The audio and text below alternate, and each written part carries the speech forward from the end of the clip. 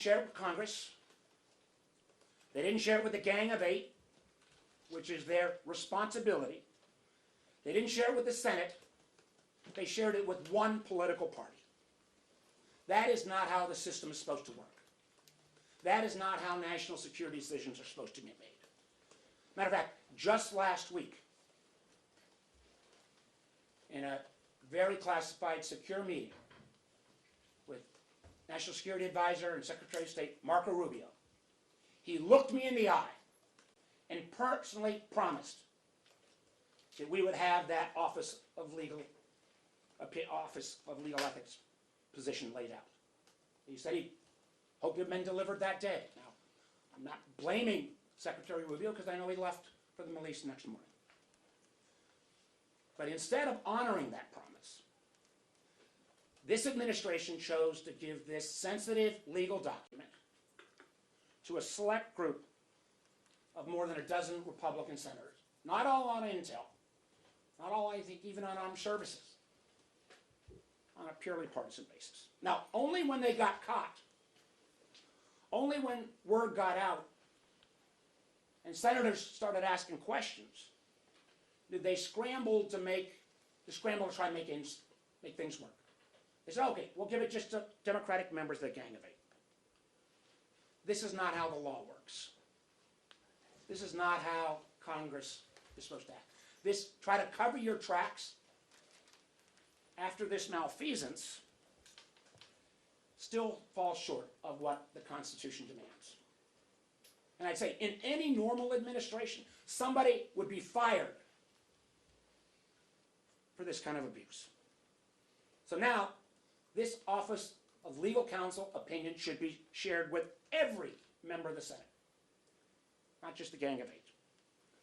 Every senator, Democrat, Republican, Independent, has a constitutional role to play when the United States uses military force. And to make that review, it's not optional. It's our freaking duty. When an administration decides it can pick and choose which elected representatives get the understanding of their legal argument of why this is needed for military force, and only chooses a particular party, it ignores all the checks and balances. We've seen this in other attributes. The one area that I thought we could maintain some level of comity, C-O-M-I-T-Y, was around national security, but not from this crowd. You know, this is not about procedure or process or even precedent. When you politicize decision-making about putting our service members in harm's way, you make them less safe. When it becomes a question of whether America is going to go to war and use military forces, becomes simply a tool for partisan back and forth, you not only weaken the bond with our troops, but you completely continue to weaken the credibility with our allies, which has been weakened so many times. You even got countries like the Dutch acknowledging they're not sharing information with us as much as they used to in a public forum because they don't feel they can trust the Americans now. When you deny Congress the access to legal rationale for military action, you also do huge erosion of trust from our public. And again, as I've mentioned, you do real harm to the people who serve. The truth is, our troops, particularly when they're going into an area that's such a gray zone at best, and you've seen officers already appear to be fired because they've raised concerns, they deserve to know with clarity the legal reasoning of why they're being put in harm's way. And again, Congress has an oversight role here. This is U.S. Government 101. And frankly, not to be divided and used as political pawns. And the truth is as well, my Republican colleagues bear responsibility as well. You know, every senator, regardless of party, should have a say on how military force is used. And frankly, Congress has a right and obligation to understand the legal basis. You know, my proudest tenure has been on the Intelligence Committee, and I am proud of its record. I've served under Democrats, Republicans. I've been chair of the committee. I can tell you, Saxby Chambliss, Dianne Feinstein, Richard Burr would have never allowed this to happen. So the question I got from my Republican senators, if you're sitting in this room getting clearly what had been prior Gang of Eight level classified information, didn't somebody raise their hand and say, well, holy crap, where are the Democrats? Who was willing to say, isn't there a constitutional obligation here? It is about separation of powers. For the folks who wave their Constitution around, read the damn thing. And then explain why you would sit through that briefing and not call foul. So I call on this administration to immediately provide not only the OLC opinion, but as well as the secret target list that was briefed, my understanding, yesterday as well. And this ought to go to every senator, not Gang of Eight, not just the Intelligence Committee members, now that they have already broken the seal. Everybody needs to be read in. That is what Americans deserve. That's what every senator deserves. Not this cherry picking for political purposes. The country deserves better. And we'll see if anyone is willing to stand up and push back. Take your questions. Senator, two questions. It's obvious why a target list is classified. Why is the legal rationale classified? I don't have any freaking idea. If you've got a valid legal opinion, wouldn't you want to share it with every member? If you believe, I think the administration does, that we know these guys are bad guys, wouldn't you want to catch them and show the world the drugs and show their history of bad activities? The idea that they were afraid, I guess, of a War Powers Act, and they're going to cherry pick Republican senators and share it only with them? Come on, we've been doing this stuff for a while. It's never worked this way. And if we allow this kind of foul to take place, what happens next time? We've already seen, just one last comment on this. I guess I shouldn't be shocked. Only Republicans were called before the strike on Iran.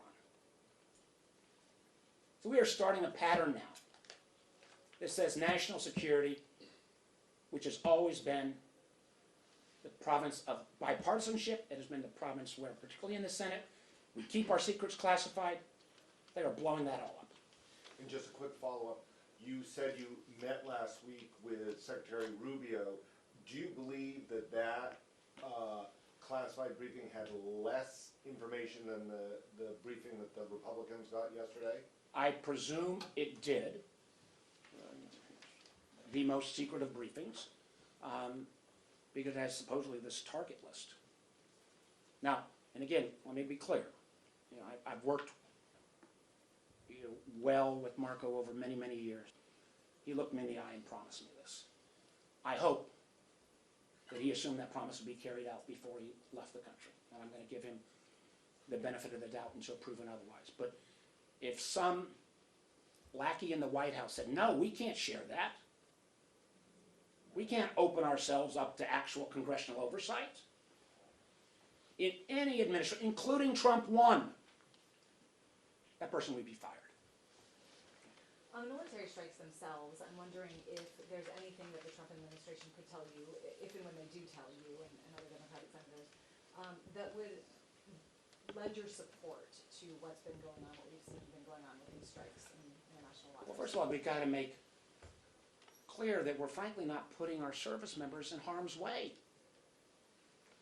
That means you got to see the underlying legal opinion. And let me acknowledge, Maduro is a bad guy. The drug gangs are awful. But if we have all of the evidence that I think the administration is representing, they ought to share that. Now, you got to protect sources and methods. I get that. But the idea that they're going to kind of arbitrarily pick a dozen Republican senators to share this with and throw this into a partisan scrum? Where in the hell are my Republican colleagues who are willing to stand up and say, no, this is wrong? Yes, sir. A according to the U.S. justice, these cartels that operate in the Caribbean Sea have a relation with the Maduro regime. So, do you think it's important to end the Maduro regime, and what do you think is the best way to do that? I would simply say this, two things. I wish the American government, frankly under President Biden, would have pushed much stronger when the Venezuelan people, in an enormously courageous move, voted in overwhelming numbers, close to 65%, to throw Maduro out. And I think we missed an opportunity there. I would also say I'm going to accept the analysis of our top intelligence professionals who at least earlier this year said Trindalagua, bad guys, Maduro, bad guys, but did not see that linkage, and they were fired because they wouldn't bend their analysis to political purposes. And I can tell you, major allies of America took note of that and basically said to me, when I meet with them regularly, what the hell is going on? Yeah, one follow-up. I'm going to get everybody. Senator, it seems like you reached out to the Trump administration yesterday when this news broke. Did they give you the documents as a No. member of the gang of eight? They No, didn't. I've not gotten out. They supposedly are going to make them available now. Bullshit. And did they say anything else? No, I think they know they screwed up. But saying they screwed up, if they say they acknowledge they screwed up, fire somebody. But the question I've got is, this is a pattern. This is not a one-off. And where in the hell were my Republican senators who we have worked on everything in a bipartisan fashion? Why didn't they say, isn't this a little bit weird that we don't have any Democrats in the room? We're going to go through everything. You sent a letter along with Representative Himes last week to DNI Gabbard requesting more information on the strikes. Have you received a response to that? And then secondarily, I'm wondering if you can tell us more about what you understand the rationale to be behind yesterday's briefing. Was it to sway holdouts on the War Powers Resolution? The White House doesn't clue me in on their political strategy. They don't have to do that. They do have to follow the law. And, I don't think, we did not receive a response from Gabbard. I'm not sure we've received a response from Gabbard on any missive we've sent since she's been in that office. So you have not received an explanation why Democrats were excluded from the briefing yesterday? We got a ham-handed, oh, maybe you're right, whatever. I say bullshit. Did you I say this is so outrageous, and it's not, again, when we sit in our we generally, I've been in hundreds and hundreds of these meetings, and almost all the time, you can't tell who's Republican or Democrat because this is about our country's national security. This ought to be our shared responsibility. The idea that we're going to selectively give on a partisan basis only information about putting troops in harm's way, you allow this precedent to stand, and not only are our troops made less safe, but our country's made less safe, and who in the heck around the world is going to really trust us? Yes, ma'am. Senator Rounds said this morning that he did reach out to the White House afterwards and asked where the Democrats were after he went into the briefing and didn't see anybody there. Have you spoken with him or other Republicans? I have spoken briefly with Mike Rounds. I have a lot of faith in Mike Rounds. But the question I got to ask everybody is,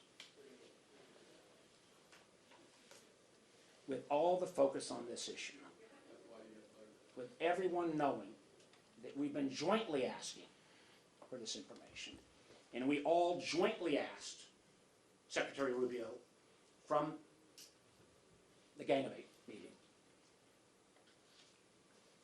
and again, Senator Rounds wasn't in the meeting last week, but why in the heck wouldn't somebody have said, you know what, this is a little weird, what's going on here? Yes, ma'am. Two quick questions. The first being, have you heard of any of the information? Have any of your Republican colleagues shared with you anything that was in that briefing?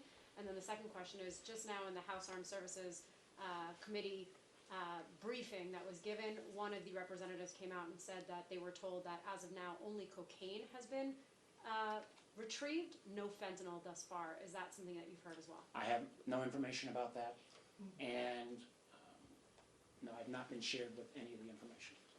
And yes, ma'am. Based on the information that you've got so far, are you concerned at all about U.S. troops being put in a situation where they're acting on illegal orders? And And then also, if you could just speak briefly to any thoughts you have on a direct attack on Venezuela, which President Trump has threatened repeatedly, how you think that might impact Yeah. things. I went to law school, I never claimed to be a lawyer. Smarter members than me on legal opinions have raised concerns whether, if these strikes violate international law, could they be in jeopardy? That's why you have an Office of Legal Counsel that's supposed to give the rationale. And dragging your feet, we've been asking for this, not for days or weeks, but I think it's been for months since they started. Not sharing that is, frankly, unprecedented. Promising it and then only sharing it with Republicans? When will there be such an abuse that people will say enough? I don't know. Yes, ma'am, then we'll go. Last month you said that you had a visit to an intelligence agency blocked and rescheduled. Was it rescheduled? Did you ever hear back? And have you attempted to go to any other agency? I am scheduling with another agency that is in Virginia, a meeting in terms of my normal course of oversight. And again, this was the case again of Ms. Loomer, who was so out of the mainstream that couldn't even get a job in the Trump administration, yet seems to pull Hegseth and Gabbard strings. Again, it was a case after they got caught on this, they tried to cook up a response. That was baloney. We talked about in the Intelligence Committee, and all of my Republican Senate friends said,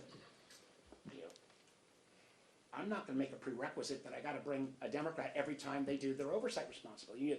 Under the rules that the White House proposed, you couldn't, when you're on a Codell, you couldn't visit a CIA station to buck up morale if you didn't bring a bipartisan do. It was, again, such a obvious effort to try to clean up the mess. And I look forward to my visit. I'll invite anybody else who wants to go along. I don't expect anybody else to go along.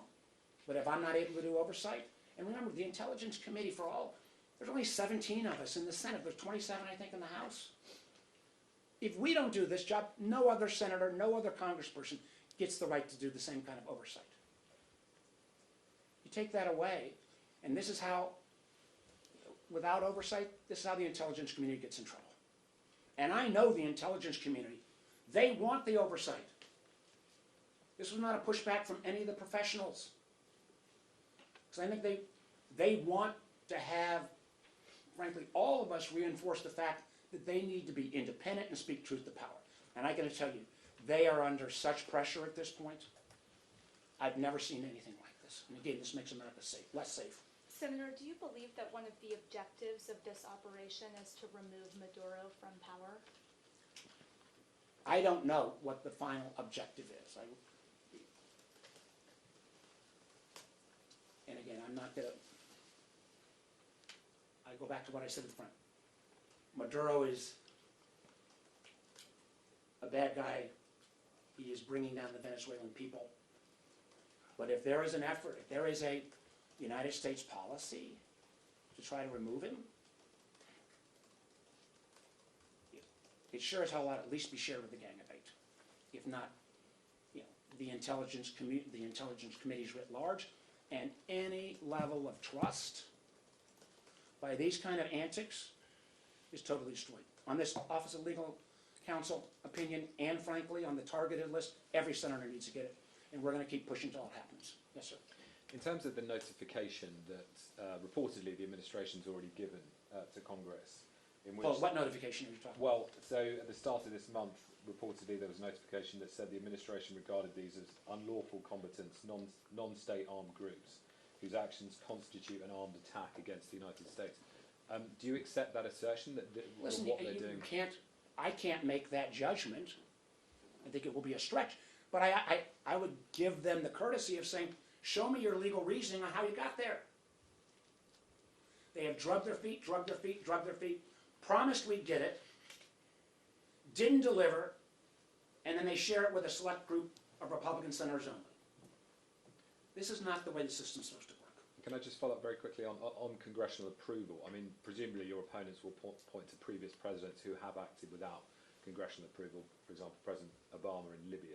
I mean, do you see a distinction between that kind of action and what's happening now? We have seen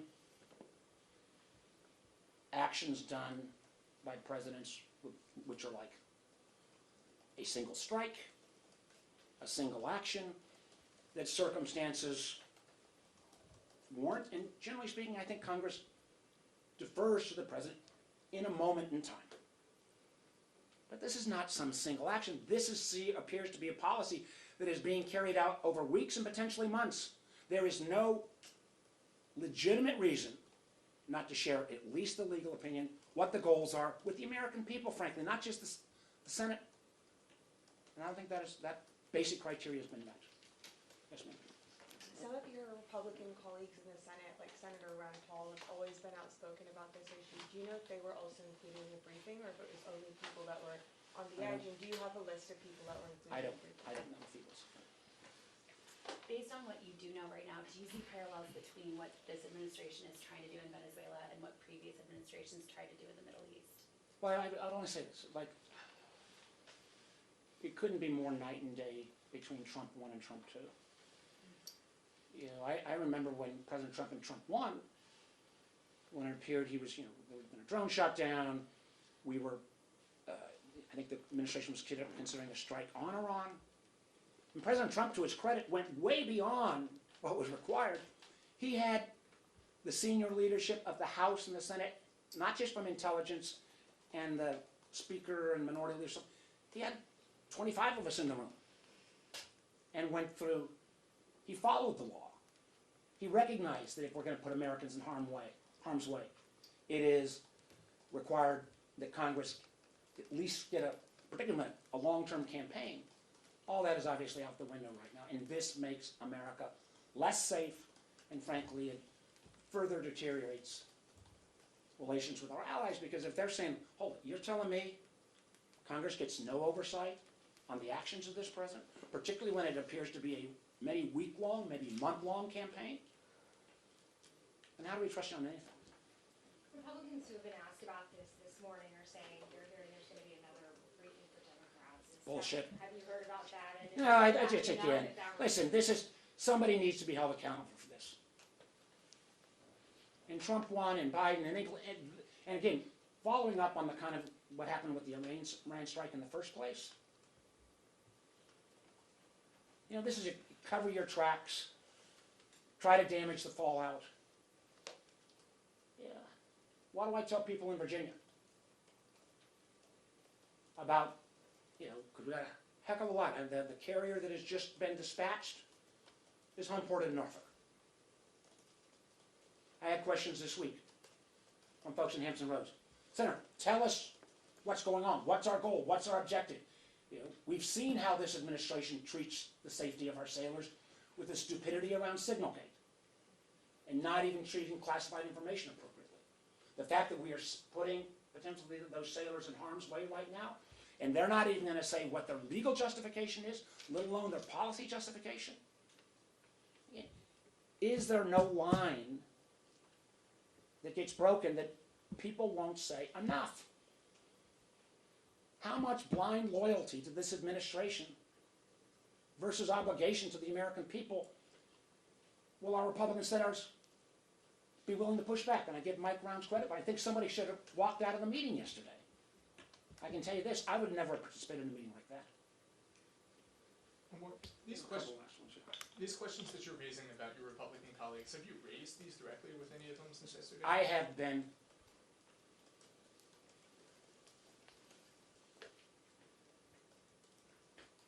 raised the undermining of the independence of the IC for months.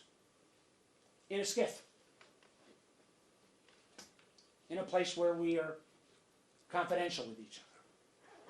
And frankly, the reaction I get is I get a lot of, well, you're right, Mark, and kind of a hangdog look. Well, this is more than a response of, well, we just, this guy's the president, we're just going to go along. This is against every norm of how national security policy has worked. And when we make it a partisan affair, bad things happen. Well, Sorry, just one last question. Was there a sense in any of your conversations with your Republican colleagues in the intelligence committee that they had seen anything in any of the briefings that they had gotten that satisfied their own? I have no idea. That was just yesterday. I can tell you this, there was enormous bipartisan concern. And that's why they, I think, tried this political ploy to try to give assurance to their team. And it's just, the American people deserve better. You know, frankly, members of the Senate should expect better. And, you know, some oops makeup session doesn't cut it. My understanding is they want to simply offer this to the Gang of Eight. That doesn't cut it. Every United States senator ought to be read in, and until that happens, I don't know how you even begin to rebuild trust. Thank you very much. Thank you, sir.